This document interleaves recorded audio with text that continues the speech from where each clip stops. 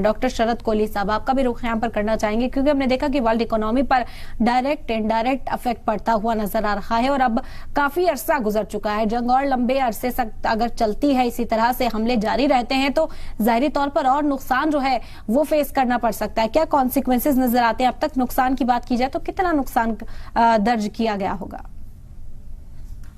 आदाब इरम और जी सलाम के सभी व्यूअर्स को मेरा इस्तकबाल। देखिए, वर्ल्ड की अगर हम इकोनॉमिक ग्रोथ लें इस समय, इस वक्त जो है वो करीब 2 और 3% के बीच में है। और अगर आप अमेरिका और यूरोप की ग्रोथ लेंगे तो आप अमेरिका के हाल में ही अभी ग्रोथ के नंबर्स आए जो कि बताते हैं कि अमेरिका अब कुल 1.5% के हिसाब से उनकी जीडीपी ग्रो कर रही है। हालांकि मेरा व्यक्तिगत तौर पे ये मानना है कि अमेरिका रिसेशन में है, क्योंकि ये इलेक्शन का साल है, तो थोड़ी सी विंडो ड्रेसिंग कर दी जाती है ये दिखाने के लिए कि भाई हम रिसेशन में नहीं है, नहीं तो वोट बटोरने में दिक्कत होती है। ये मैं व्यक्तिगत तौर पे मेरी रीडिंग है कि अमेरिका इस समय रिसेशन में। यूरोप का ज्यादातर हिस्सा इस समय रिसेशन में है। यूके की बात करें, फ्रांस, जर्मनी, हालांकि जब आप नंबर्स देखेंगे, आंकड़े देखेंगे तो आपको 1%, 1.5%, 2% ऐसे दिखाई देते हैं, पर मेरे हिसाब से रिसेशन में। और इसका मेन रीजन क्या है? ये जो गाजा इजराइल का जो कॉन्फ्लिक्ट शुरू हुआ था, अक्टूबर में शुरू हुआ था, इससे पहले ही दुनिया भर के ये जो अपने आप को डेवलप्ड बोलते हैं मुल्क, ये पहले से ही रिसेशन में थे और इस लड़ाई से, इस कॉन्फ्लिक्ट से और ज्यादा हालत खराब हो गई। इधर रशिया यूक्रेन के लड़ाई को चलते हुए 2 साल से ज्यादा हो चुके हैं। तो देखिए, जब भी कहीं अमन बिगड़ता है, अमन चैन की जो सिचुएशन है उसमें बिगड़ जाती है, तो आपका इंटरनेशनल ट्रेड इफेक्ट हो जाता है। यानी कि आवाज जो सामान का आना जाना है, एक देश, कोई भी देश अपने आप में पूरा नहीं है, दूसरे देशों पर किसी ना किसी तरह डिपेंड करता है, कुछ सामान मंगाता है, कुछ भेजता है, उसमें सारा डिस्टर्बेंस क्रिएट हो जाता है। हमने देखा कि हूथियों की वजह से या जो भी कारण रहे, रेड सी में कितनी सारी शिप्स को पायरेसी का शिकार हुई। ये सब शिप्स इरम या तो सामान ले जा रही थी, या ऑयल ले जा रही थी, या वो जरूरी सामान लेके जा रही थी, जो कि जहां भी ये जा रही थी वहां के गुजारा करने के लिए ये चाहिए था। पर बीच में ही इन पानी के जहाजों को रोककर, इन पे पायरेसी करके या इन पर हमला करके उस ट्रेड की पोजीशन को डिस्टर्ब कर दिया गया। तो मुझे लगता है कि अमन चैन जब बिगड़ता है, और खासकर वेस्ट एशिया, मिडिल ईस्ट की लोकेशन ऐसी है कि दुनिया के बीच, हम उसको मिडिल ईस्ट कहते हैं, करीब करीब दुनिया के बीचों बीच है। तो जब भी इधर से उधर जहाज जाएगा, उधर से उधर आएगा। दूसरा, जो तेल की कीमतें हैं, मुझे लग रहा है वो, अगर हम हिंदुस्तान की बात करें तो बहुत चिंता की बात है, क्योंकि आरबीआई का जो अनुमान है, जो एस्टिमेट है, वो कहता है कि आपकी तेल की कीमत जो है वो करीब $85 के आसपास रहनी चाहिए। उन्होंने पैक किया हुआ है।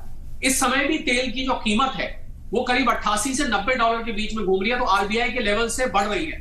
दूसरा, डॉलर प्रेशर में आता है, क्योंकि अंतरराष्ट्रीय ट्रेड डिस्टर्ब होता है, तो भारतीय रुपया हम देख रहे हैं कि ऑल टाइम हाई पर पहुंच रहा है, कमजोर हो रहा है डॉलर के मुकाबले। इस समय 83-84 है, जबकि आरबीआई ने लिमिट 82 की सेट की हुई है। तो हमारा फॉरेन एक्सचेंज का नुकसान होता है, हमारा इंटरनेशनल ट्रेड का नुकसान होता है, और हमारा ही नहीं, जो भी मुल्क इस हमले में, इस लड़ाई की जद में आते हैं, भले ही वो रास्ते में हो या इससे सीधे जुड़े हुए हो, उन सब पर इसका इंपैक्ट पड़ता है। तो मेरा तो यही कहना है कि अगर इकोनॉमी की पॉइंट ऑफ व्यू से अगर आप पूछें, तो इस लड़ाई का जल्द से जल्द समाप्त हो जाना, खत्म हो जाना ठीक है। अगर ये लंबी चलती है तो ये दुनिया भर की इकोनॉमी को और गहरा प्रभावित करेगी, और ज्यादा इफेक्ट करेगी। और आप देखेंगे कि वर्ल्ड की ग्रोथ, जो कि बार बार बढ़ने की तरफ होती है, इस लड़ाई की वजह से घटेगी। कुछ मुल्कों को फायदा हो सकता है, अमेरिका की आर्म सप्लाई में फायदा हो सकता है, रशिया को ऑयल का फायदा हो सकता है, पर ज्यादातर दुनिया में इसका इरम नुकसान ही देखने को मिलेगा। बिल्कुल दुरुस्त कहा आपने। शरद कोहली साहब, इजराइल कब तक इस जंग में टिका रहेगा? क्योंकि मल्टी फ्रंट जो जंग है अब वो छेड़ दी है इजराइल ने। ऐसे में ईरान की ओर से भी हमला किया जाता, उससे भी रिटेलिएट किया जाता, तो जाहिर तौर पर इजराइल को अपने बारे में भी क्या वो जो जरूरत है वो महसूस हो रही है इस वक्त में, या सिर्फ नेतन्याहू का ध्यान जंग जीतने की ओर है? देखिए, आपका जो पहला सवाल था कि इजराइल कब तक अपने आप को इस जंग में बचा के रख सकता है या जंग को लड़ सकता है, इसका तो बड़ा सीधा जवाब है, जब तक अमेरिका का हाथ उसके सर पर है तब तक वो इस जंग को लड़ता रहेगा। क्योंकि अकेले इजराइल इतने ज्यादा दिनों तक इस जंग में शुमार नहीं हो सकता। ये जिस प्रकार, बिकॉज इजराइल, हमें ये नहीं भूलना चाहिए कि बहुत बड़ी कंट्री नहीं है। इजराइल एक ऐसी कंट्री है जो कि अमेरिका का फेवरेट रहा है, जैसा कि ग्रुप कैप्टन यूके देवनाथ जी ने बताया कि अमेरिका किसी भी हालत पे इजराइल के साथ है, भले डेमोक्रेट्स आए या रिपब्लिकन्स आए, दोनों ही इजराइल को सपोर्ट करते हैं। तो आपके पहले सवाल का तो बड़ा सीधा जवाब है, जब तक अमेरिका का हाथ पीछे, जब तक ये जो वेपन्स का जखीरा जब तक ये इजराइल के पास आता रहेगा, जब तक ये एड आती रहेगी, तब तक के लिए हिजबुल्लाह का खतरा है। तो इजराइल चारों तरफ से घिरा हुआ है, सिर्फ अमेरिका की वजह से उसने अपने आप को शेर समझा हुआ है।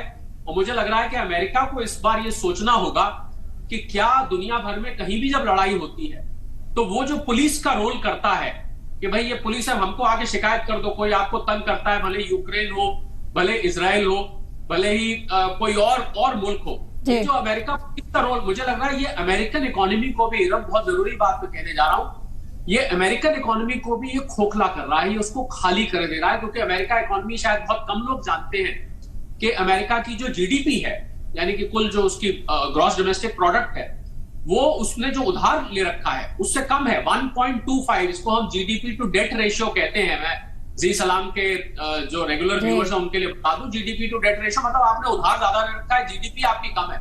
और अगर हम इसका इंपैक्ट देखें, जो ये सारा जंग का माहौल बना हुआ है, तो जब भी मैंने तेल की कीमतों का पहले जिक्र किया था, उसको मैं थोड़ा सा और खोल देता हूं कि तेल की कीमतों में जब भी 10% बढ़ोतरी होती है, बढ़ता है, तो हमारी जो महंगाई की जो इन्फ्लेशन का रेट है उस पे 0.3% का फर्क पड़ता है, और हमारे ग्रोथ रेट पे 0.15 का अशारिया 0.15 का फर्क पड़ता है। तो ये देखने वाली बात है कि जो जंग कर रहा है, जो अपने आप को ये सोच रहा है कि मैं इस जंग को जीत रहा हूं और मैं इस जंग में फतेह कर लूंगा, वो भी, उसका भी ये सोचना गलत है कि जंग से, जैसा कि प्रोफेसर साहब ने कहा था, जंग से किसी का भी भला नहीं होता, किसी को फायदा नहीं मिलता है। जंग करने वाले का भी नुकसान है, जीतने वाले का भी नुकसान है, हारने वाले का भी नुकसान है। और सबसे बड़ी बात, मुझे जो सबसे बड़ा खतरा इरम इसमें नजर आ रहा है, क्योंकि पहले हम ये वर्ल्ड वॉर 3 का जिक्र कभी नहीं सुना करते थे। जब से रशिया यूक्रेन की लड़ाई शुरू हुई, जब से इजराइल गाजा की शुरू हुई और ये ईरान ने बीच में जो एकदम से टेंशन हो गई थी, तब से वर्ल्ड वॉर 3, ये जो लफ्ज हैं, ये आपको बहुत ज्यादा सुनाई देते हैं। वर्ल्ड वॉर 3 का मतलब क्या है कि इसमें जैसे जैसे और मुल्क शुमार होंगे, ये लड़ाई और खतरनाक बनती जाएगी और दुनिया की इकोनॉमी के लिए ये निहायत ही नुकसानदायक प्रूव हो सकती है। तो मुझे लग रहा है कि हम तो सब मिलके प्रार्थना कर सकते हैं कि जल्दी सबको अल्लाह सद्बुद्धि दे और ये लोग इनको अच्छी अकल दे कि ये सब शांत हो जाए, इसमें अमन आ जाए। वरना अगर आप इकोनॉमी की बात करें, इससे बेरोजगारी फैलेगी, इससे महंगाई फैलेगी, इससे गरीबी फैलेगी, इससे ना जाने, अगर मैं गिनवाऊं तो बाकी का शो शायद सारा का सारा इसको नुकसान गिनवाने, पर मैं जी सलाम के व्यूअर्स को डराना नहीं चाहता हूं, इसलिए चाहता हूं कि ये अमन जल्दी आए। जी बिल्कुल दुरुस्त कहा आपने प्रोफेसर।